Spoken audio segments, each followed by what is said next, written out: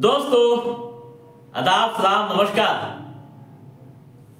आज के इस एपिसोड में हम बात करेंगे उत्तर प्रदेश के संभल शाही मस्जिद से लेकर जैनपुर व बदायूं मंदिर मस्जिद केस के बारे में।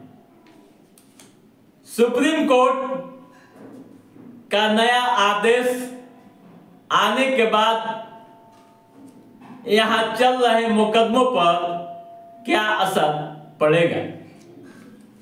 क्या निचली अदालतें पूर्व में दायर वाद पर कोई काम करेंगी या फिर फिलहाल यह मामला ठंडे बस्ते में रहेगा? दोस्तों, सुप्रीम कोर्ट का आदेश आने के बाद कई तरह की चर्चाएं लगातार हो रही हैं, कई तरह के बहस भी हो रहे हैं। आज के इस एपिसोड में हम टू द पॉइंट बताएंगे कि आखिर सुप्रीम कोर्ट के इस आदेश के बाद क्या असर इन मस्जिदों पर पड़ेगा।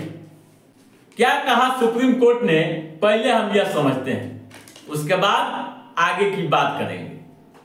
दोस्तों, 1991 के पूजा स्थल अधिनियम कानून की संवैधानिक वैधता, इसकी रूपरेखा और दायरे पर विश्लेषण कर रहे हैं। इसलिए उन्हें देश भर के लंबित मुकदमों की सुनवाई पर रोक लगाई जाती है। यह अधिनियम 15 अगस्त 1947 से पूजा स्थलों के धार्मिक चरित्र के रूपांतरण को प्रतिबंधित करता है। यानी जो भी धार्मिक स्थल 15 अगस्त 1947 से पहले जिस हालत में थे वह वैसे ही रहेंगे।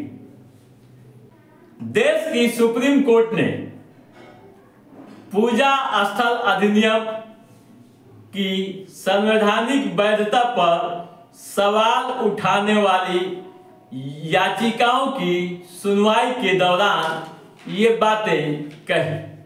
ठीक है, अब आइए हम सीधे यह जानने की कोशिश करते हैं कि अब इन मस्जिदों पर क्या असर पड़ेगा।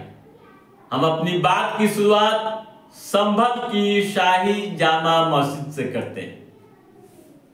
दोस्तों, जैसा कि आप जान रहे हैं कि संभल की शाही जामा मस्जिद को लेकर 19 नवंबर 2024 को अदालत के जज ने एडवोकेट कमिश्नर की नियुक्ति कर दी और नियुक्ति के साथ सर्वे का आदेश दे दिया। सर्वे भी हुआ। सर्वे रिपोर्ट कोर्ट को सौंपा जाएगा, लेकिन जज साहब इस मामले में कोई भी फैसला नहीं सुना पाएंगे। ठीक है, अब आइए हम बात करते हैं अटाला मस्जिद के बारे में, जैनपुर की अटाला मस्जिद। दोस्तों, जैनपुर की अटाला मस्जिद का विवाद भी अब पुराना हो गया है। मस्जिद के स्थान पर अटाला देवी की मंदिर होने का दावा किया गया है और आपको बता दूं कि जुलाई 2024 में सर्वे का आदेश कोर्ट ने यहां दिया था, लेकिन विरोध के कारण सर्वे नहीं हो पाया। अब क्या होगा दोस्तों? अब सर्वे नहीं होगा। ठीक है। तीसरा मामला बदायूं की मस्जिद का है। इस मस्जिद पर पूरे देश की निगाहें टिकी हुई है और टिकना स्वाभाविक है। क्यों? आप समझिए। दोस्तों, बदायूं की जो मस्जिद है उसको लेकर अखिल भारतीय विश्व हिंदू महासभा के प्रदेश संयोजक मुकेश पटेल ने वर्ष 2022 में वाद दायर किया था। दावा है कि यहाँ नीलकंठ महादेव की मंदिर है और मंदिर को तोड़कर यहाँ मस्जिद बनाई गई है। केस में सरकारी वकील की बहस भी हो चुकी है। पुरातत्व विभाग का सर्वेक्षण रिपोर्ट भी आ चुका है। 30 नवंबर को मस्जिद इंतजामिया कमेटी की तरफ से बहस भी शुरू हुई थी। इसके बाद 3 दिसंबर को सुनवाई भी हो चुकी है। फिर दोस्तों, अगली सुनवाई के लिए 10 दिसंबर की तारीख तय की गई थी और आपको बता दूं कि मंगलवार को, अभी जो हाल में बीता है मंगलवार का दिन, मुस्लिम पक्ष की ओर से बहस होनी थी, लेकिन नहीं हो पाई।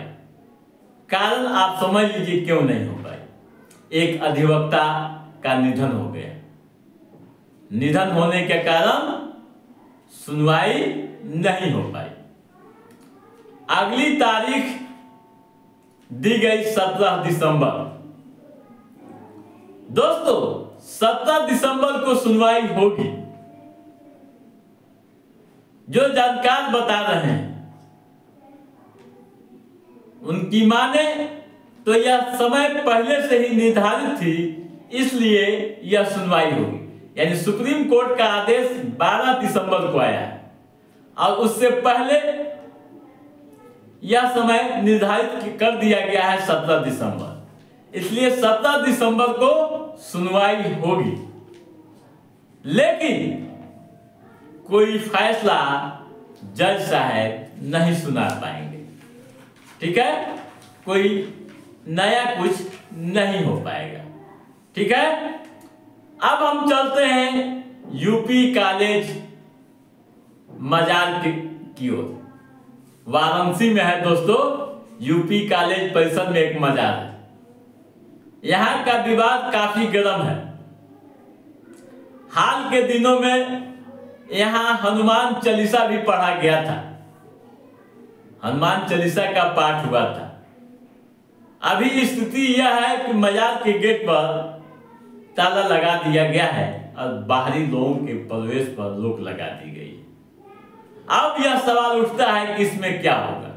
तो दोस्तों, आप समझ लीजिए कि अब इस मामले में फिलहाल कोई केस दर्ज नहीं होगा। ठीक है दोस्तों, तो आप समझ गए होंगे सारी बातें कि इन मस्जिदों के लिए फिलहाल क्या होगा। तो दोस्तों, यह जानकारी कैसी लगी आप लाइक और कमेंट करके हमें जरूर बताइएगा। यदि आपने हमारे चैनल को सब्सक्राइब नहीं किया है तो सब्सक्राइब भी कीजिएगा, ताकि इस तरह की महत्वपूर्ण जानकारियों संबंधित जो भी अप टू डेट है उससे हम समय समय पर आपके बीच पहुंचाते रहेंगे। तब तक आप अपने दोस्त को दीजिए इजाजत।